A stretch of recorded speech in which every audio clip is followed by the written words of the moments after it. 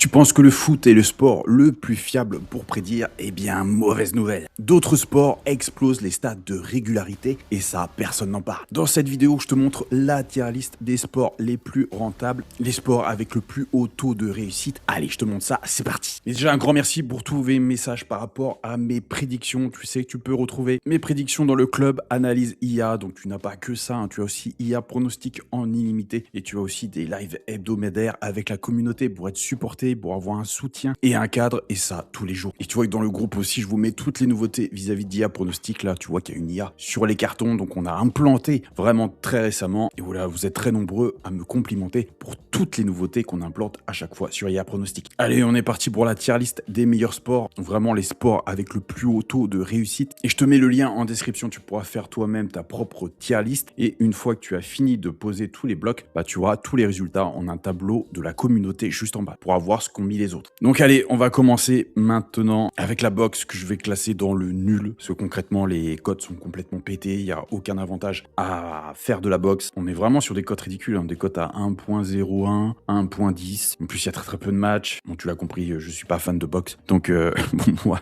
c'est nul, surtout vis-à-vis des prédictions, pas grand intérêt vis-à-vis de la box. A contrario, je vais mettre le MMA dans plutôt bon. Alors pour cela, plusieurs choses, c'est que d'une, les cotes sont souvent intéressantes, deux, il y a énormément de données et de data sur les combattants. 3, si tu suis les conférences de presse, etc., ça donne quand même pas mal de données supplémentaires. Donc l'état d'esprit des combattants, etc., vis-à-vis du cutting, au niveau de la pesée, voir comment il se comporte aussi. Donc s'il est un peu chancelant, tu peux te dire que bon, le cutting c'est pas très bien passé. Et c'est vrai que j'ai eu toujours d'excellents résultats sur le MMA. Et j'ai plutôt le nez vis-à-vis de ce sport, puisque j'avais dit que John Jones allait éclater Cyril Gane, et c'est ce qui s'est passé. A contrario, j'ai dit que Cyril Gane allait exploser Aspinall, et c'est ce qui était en train de se passer. Mais bon, il y a eu des hypocs, etc. Donc forcément, c'est tombé à l'eau.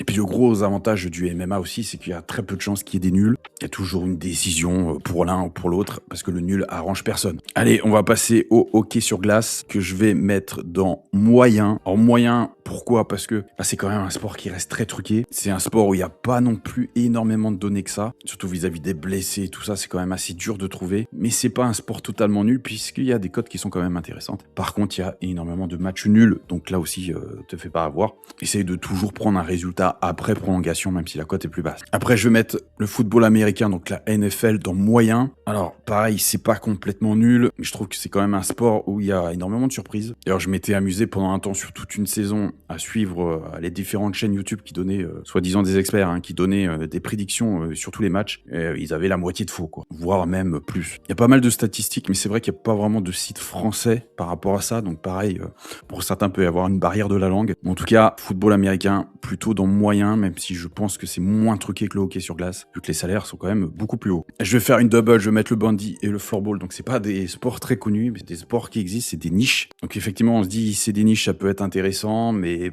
pas réellement, ça reste des sports aussi très truqués. Peu des marchés asiatiques, etc. C'est pas terrible. Surtout qu'il n'y a pas énormément de données, pas énormément de statistiques. Et c'est très dur de savoir si les codes sont intéressantes ou pas. Même si il y a une année sur le bandy, j'avais fait de très bons résultats. Mais depuis, les books se sont réajustés par rapport à ça. En tout cas, ce sera pas des sports que je te conseillerais en priorité. Même chose, on va mettre le Aussie Rules ici. Peu même système, très peu de stats, des codes pas toujours intéressantes. On va mettre aussi le badminton. Badminton, jamais su le prononcer badminton. En tout cas, tu l'as compris, le sport à raquette. Donc là, c'est pas un sport d'équipe, c'est du one-to-one. Donc déjà beaucoup plus facile à truquer. Pas beaucoup de stats par rapport à ça. Des joueurs pas vraiment motivés parce que le salaire suit pas, les récompenses suivent pas. Pas vraiment de sponsors. Donc badminton, vraiment pas terrible. Futsal, même chose, pas vraiment de stats, beaucoup de matchs nuls, des équipes pas hyper motivées. Donc voilà, t'as vraiment le trio gagnant, il se passe un peu n'importe quoi. Le cricket, dans sport plutôt moyen, sport de niche, donc peut y avoir des cotes intéressantes. Après pareil, hein, il y a beaucoup de matchs truqués là-dedans, mais ça reste un sport d'équipe, pas un one-to-one. Je rappelle que le one-to-one,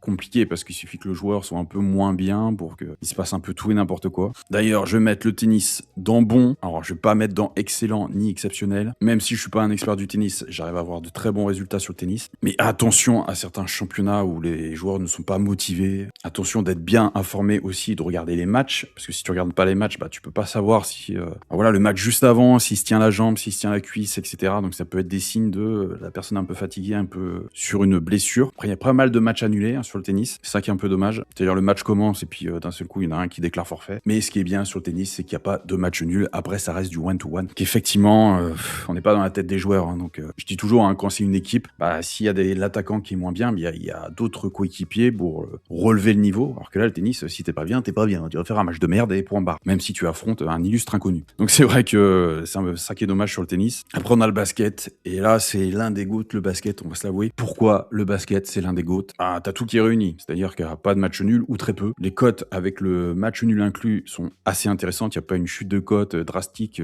comme avec le foot. Je parle du home away au foot. Tu peux faire des Asian Handicap ou des European Handicap assez sympas sur les Woodsiders. C'est-à-dire ne perds pas de plus de 14 points par exemple. Donc là, j'en suis à 3. 1, 2, 3. Je sais même plus ce que j'ai dit sur les deux premiers, mais en gros, sport d'équipe, pas de match nul, des cotes intéressantes. Et au final, même s'il doit y avoir des matchs truqués, on sait que c'est pas le plus truqué de tous. Après, faire attention sur les ligues secondaires. En fait, il y a des joueurs qui dominent tellement qu'ils arrivent à contrôler totalement un match. On l'a vu sur des affaires de corruption ou de matchs truqués. Et ce qui est bien sur le basket, c'est qu'il y a énormément de statistiques et de données. Donc, il y a un peu tout qui est réuni sur le basket pour faire l'un des sports les plus sûrs.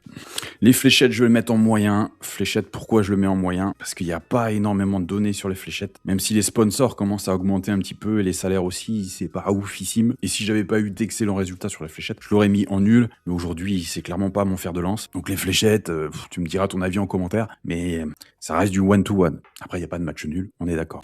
Le water polo, je vais le mettre en nul.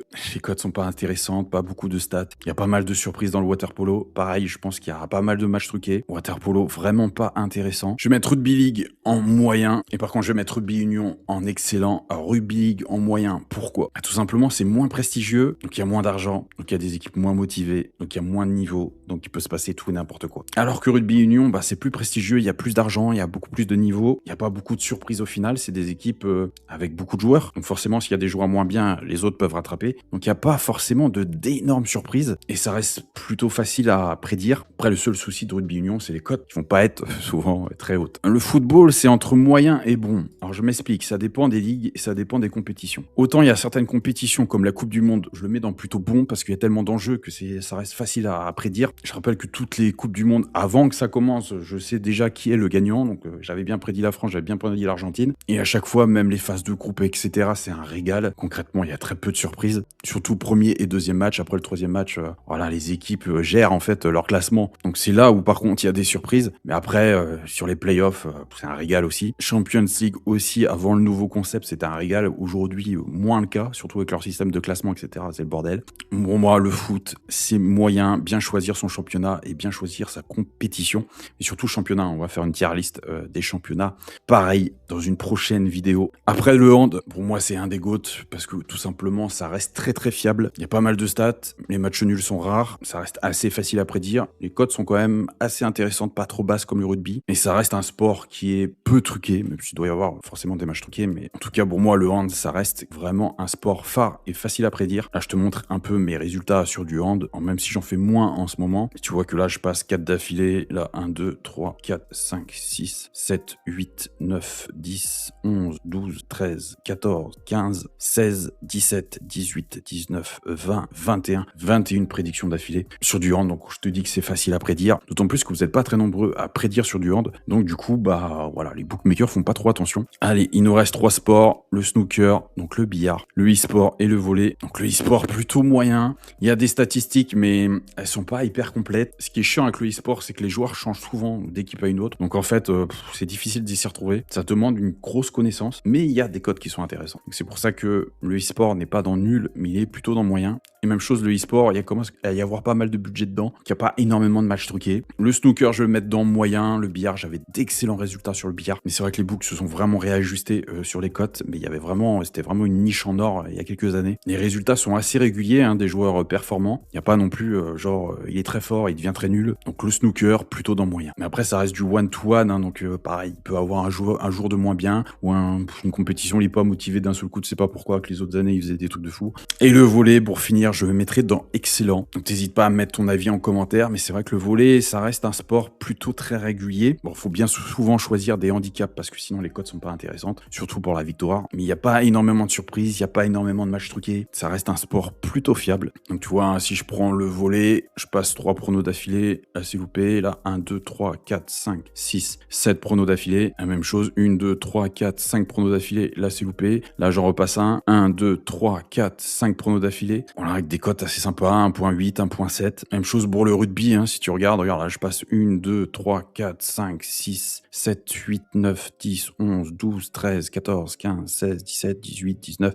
20, 21, 22 pronos d'affilée, 23, 24, 25, 26. Ouais, pas rare de passer 26 pronos d'affilée sur le même sport, donc c'est pour ça que je te dis, rugby union, volley, hand, basket, on est vraiment sur des sports assez safe et assez faciles à prédire. Alors facile, faut s'y connaître quand même, mais voilà, en tout cas, il y a des choses à faire vis-à-vis de ces sports-là. N'hésite pas à donner ton avis en commentaire, n'hésite pas à faire ta propre tier list et à partager à tout le monde, et comme ça, une fois que tu auras tout mis, tu auras les résultats de toute la communauté, donc il y a un tableau qui va apparaître. Voilà, tu auras ça, classement terminé, voici les résultats ci-dessous de la communauté. Tu n'auras plus qu'à regarder ce qu'ont mis les autres. En tout cas, je te dis à bientôt pour une prochaine vidéo. C'était Prono Matteo, bye.